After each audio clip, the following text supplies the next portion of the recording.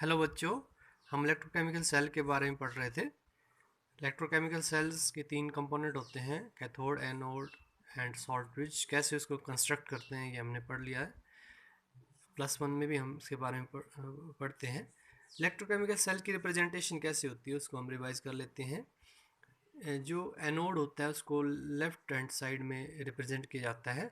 Anode को represent करने के लिए मेटल एटम एक वर्टिकल लाइन लगा के मेटल आयन जो होगा, जो आइंस उनके इलेक्ट्रोलाइट में होंगे Zn2+, जैसे जिंक इलेक्ट्रोड में जिंक रोड होती है और Zn2+ आइंस होते हैं एंड सल्फेट आइन होते हैं इन द इलेक्ट्रोलाइट। तो Zn2+ आइन उसकी मोलर कंसंट्रेशन भी ब्रैकेट में 1 मोलर जैसे लिखी है ये लिखी जाएगी। उसके बाद दो वर्टिकल लाइन होगी। कॉपर 2+, कैथोड को रिप्रेजेंट करने के लिए लेफ्ट साइड जो यूज़ की जाती है, तो उसमें पहले मेटल आइन आता है जैसे कॉपर 2+ है, ब्रैकेट में उसकी मोलर कंसंट्रेशन, एक वर्टिकल लाइन और फिर मेटल एटम। ठीक है, तो यहाँ पे रिडक्शन होती है क्योंकि metal ion take up electron convert into metal atom, तो ये रिडक्शन को ये रिप्रेजेंट कर रहा है। और यहाँ पे ऑक्सीडेशन होती है तो metal atom converted into metal ions, bracket में मोलर कंसंट्रेशन, तो ये ऑक्सीडेशन को रिप्रेजेंट कर रहा है, metal atom into metal ion, तो that is oxidation, loss of electron. ठीक है, तो इस तरह से एक एग्जांपल हम copper solid AgNO3 aqueous cell जो है या सिल्वर नाइट्रेट एक्वस सेल जो है, तो जो सॉल्यूशन दिया होगा, इलेक्ट्रोलाइट दिया है तो दैट इज कैथोड, और जो मेटल एटम दिया होगा दैट इज एनोड। तो मीन्स कॉपर यहाँ पे क्या है, एनोड है, और सिल्वर क्या है, कैथोड है। तो इसको इस तरह से दिखाएंगे हम। एनोड को रिप्रेजेंट करने के लिए पहले जैसे बता दिया मैंने आपको, metal atom, vertical line metal ion और उसकी मोलर कंसंट्रेशन, तो ये हो गया एनोड। दो वर्टिकल लाइन सॉल्ट ब्रिज के लिए, फिर आएगा सिल्वर, क्योंकि यहाँ पे जो कैटाइन है कौन सा है, विच टेकअप इलेक्ट्रॉन सिल्वर होगा, Ag+ होगा, तो Ag+ 1 मोलर कंसंट्रेशन ब्रैकेट में उसकी वर्टिकल लाइन Ag सॉलिड। ठीक है, तो दैट इज ये कैथोड की representation and this representation of this type this cell. अब इसकी इंपॉर्टेंट की जो सेल दिया होगा, जैसे ऐसे दिया है या ऐसे दिया है सेल, तो उसकी जो सेल रिएक्शन कैसे लिखी जाएगी, तो सेल रिएक्शन के लिए हाफ रिएक्शन लिखनी पड़ेगी आपको। एनोड की रिएक्शन कौन सी और कैथोड की कौन सी, दोनों को ऐड करेंगे तो सेल की रिएक्शन बन जाएगी। तो जैसे इस सेल के लिए अगर आप यहाँ पे कॉपर क्या है, एनोड है, और सिल्वर क्या है, कैथोड है, तो इसकी सेल रिएक्शन कैसे निकाली जाएगी। तो एट एनोड क्या होता है, ऑक्सीडेशन होती है। तो ऑक्सीडेशन किसकी होगी, यहाँ पे कॉपर इलेक्ट्रोड एनोड है तो उसकी ऑक्सीडेशन होगी, वहाँ पे ऑक्सीडेशन होगी। ऑक्सीडेशन होता है लॉस ऑफ इलेक्ट्रॉन, और लॉस ऑफ इलेक्ट्रॉन से क्या होता है, कॉपर जो मेटल एटम होते हैं कन्वर्ट टू मेटल आयन, ये ध्यान रखना आपको, बाय लूजिंग इलेक्ट्रॉन। जैसे copper solid convert to copper 2++2 electron, तो ये ऑक्सीडेशन होगी, और ये कैथोड में एनोड में होगी। लेकिन कैथोड यहाँ पे सिल्वर है, तो सिल्वर जो में वहाँ पे रिडक्शन होगी, क्योंकि कैथोड में रिडक्शन होती है, तो silver ion Ag++ electron converted to Ag solid.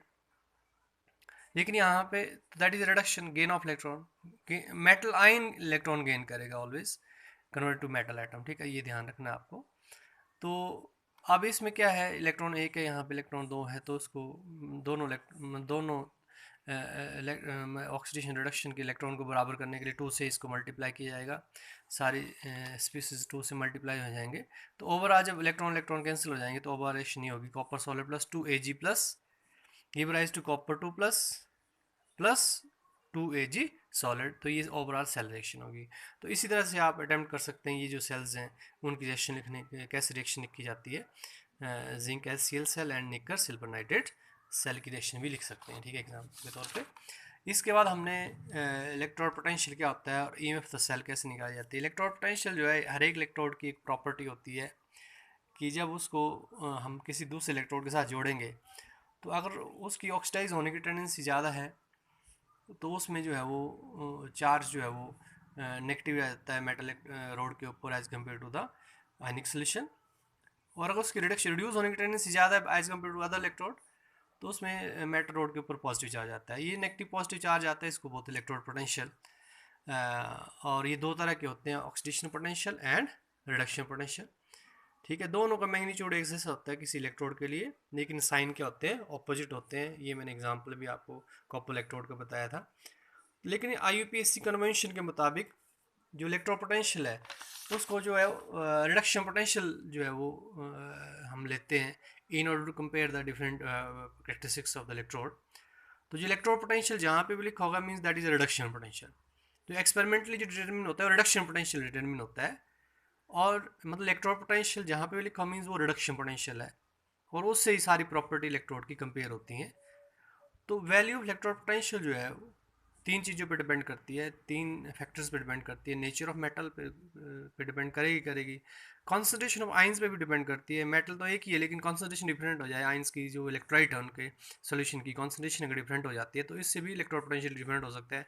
Temperature different हो जाए, इलेक्ट्रोड तो सब वही है लेकिन अगर टेम्परेचर डिफरेंट हो जाए तब भी इलेक्ट्रोड पोटेंशियल जो डिफरेंट हो सकता है।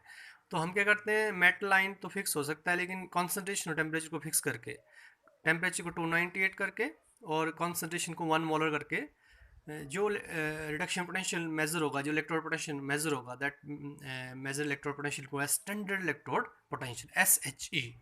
ठीक है, SHE क्या होता है, स्टैंडर्ड इलेक्ट्रोड पोटेंशियल। जब किसी भी इलेक्ट्रोड का electrode potential measure at temperature of 298 kelvin and 1 molar concentration, इस कंडीशन में जो इलेक्ट्रोड पोटेंशियल एक्सपेरिमेंट निकाला जाएगा that is standard electrode potential. और इस इलेक्ट्रोड पोटेंशियल को निकालने के लिए हम एक्सपेरिमेंटली निकालने के लिए हम एक रेफरेंस इलेक्ट्रोड का यूज़ करते हैं जिसको बोलते हैं स्टैंडर्ड हाइड्रोजन इलेक्ट्रोड। तो ये क्या होता है, इसकी कैसी कंस्ट्रक्शन होती है, ये आप इनको ये कर लेंगे इसको शॉर्ट में।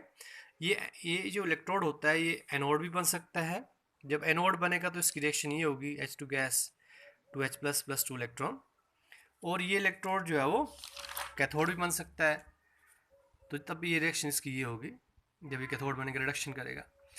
तो जितने भी इलेक्ट्रोड्स हैं उनका इलेक्ट्रोड पोटेंशियल जो एक्सपेरिमेंटली डिटरमिन किया जाता है स्टैंडर्ड हाइड्रोजन इलेक्ट्रोड के द्वारा, एंड उस इलेक्ट्रोड पोटेंशियल्स को, जो डिफरेंट इलेक्ट्रोड्स हैं उनके इलेक्ट्रोड पोटेंशियल्स को डिक्रीजिंग ऑर्डर में रख के एक अरेंजमेंट किया जाता है जिसको हम बोलते हैं इलेक्ट्रोकेमिकल सीरीज।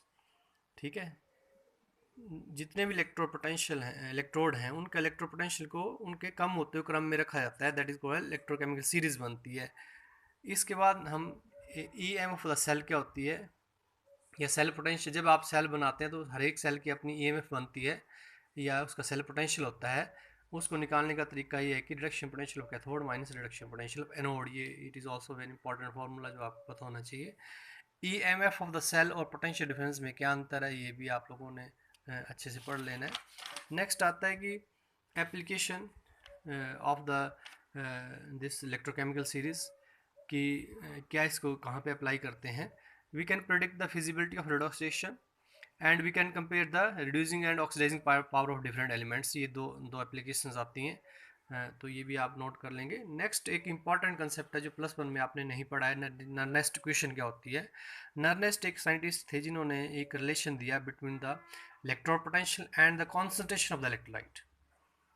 ठीक है, between the electrode potential and concentration of electrolyte and that relation is called as Nernst equation।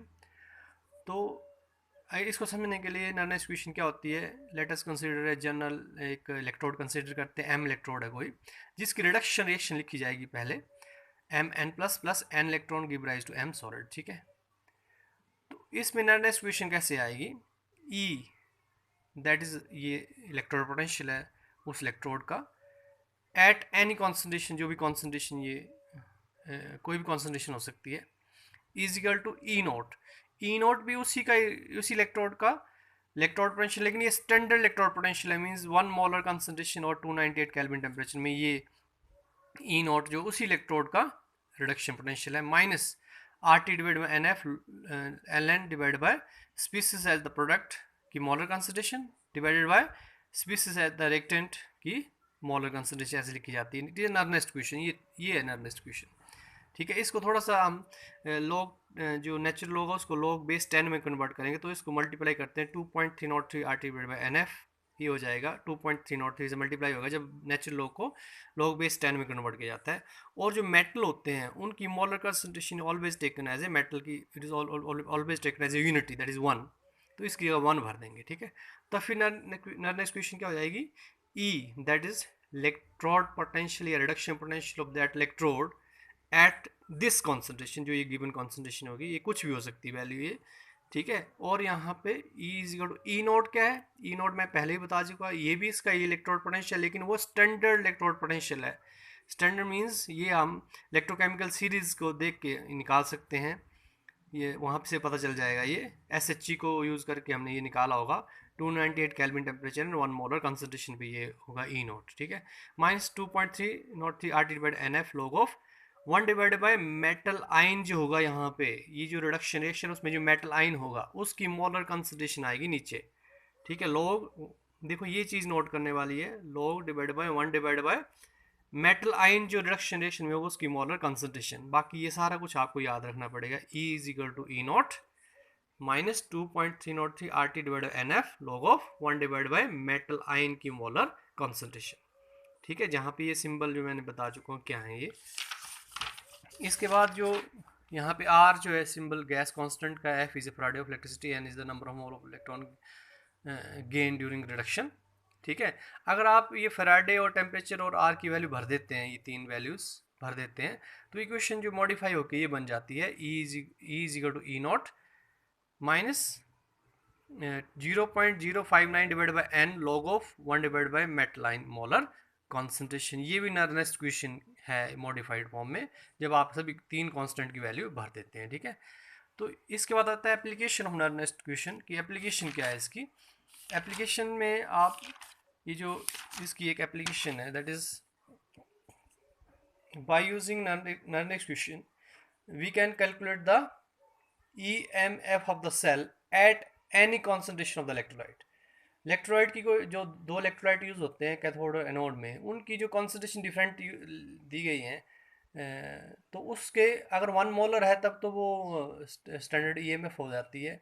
लेकिन 1 मोलर के अलावा जो अगर कॉन्सेंट्रेशन दी गई हैं तो वो उस फिर EMF कैसे निकालेंगे, ये हम बाय यूजिंग नर्नेस्ट इक्वेशन जो है वो निकाल सकते हैं।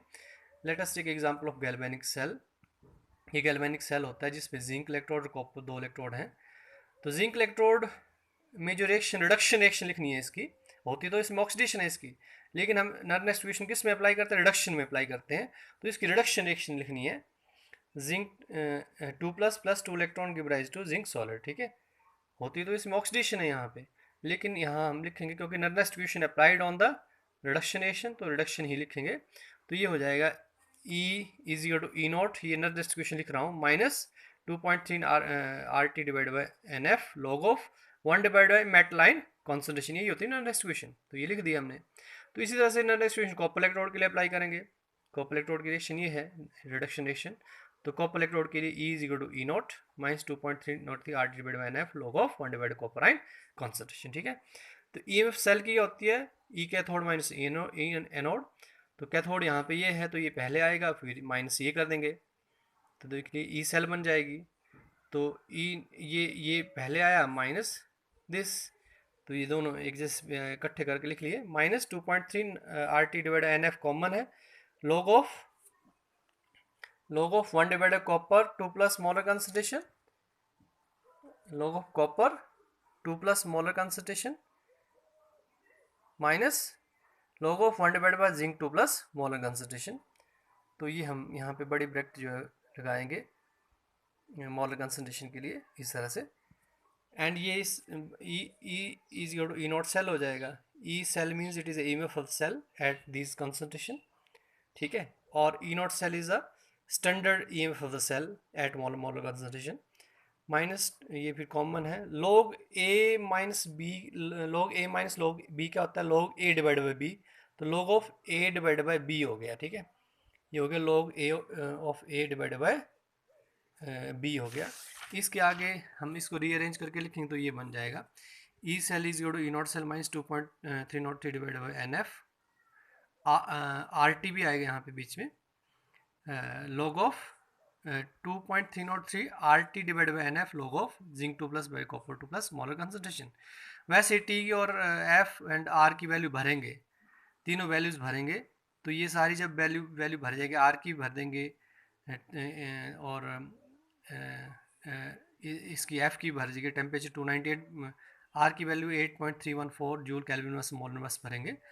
तो फिर इक्वेशन जो है जब मल्टीप्लाई करेंगे तो ये बन जाएगी E cell is equal to E naught cell minus 0.059 divide by N log of ऊपर आएगा zinc 2+ concentration divide by copper 2+ concentration, ठीक है। तो ये हो गए एप्लीकेशन ऑफ नर्नेस्ट इक्वेशन।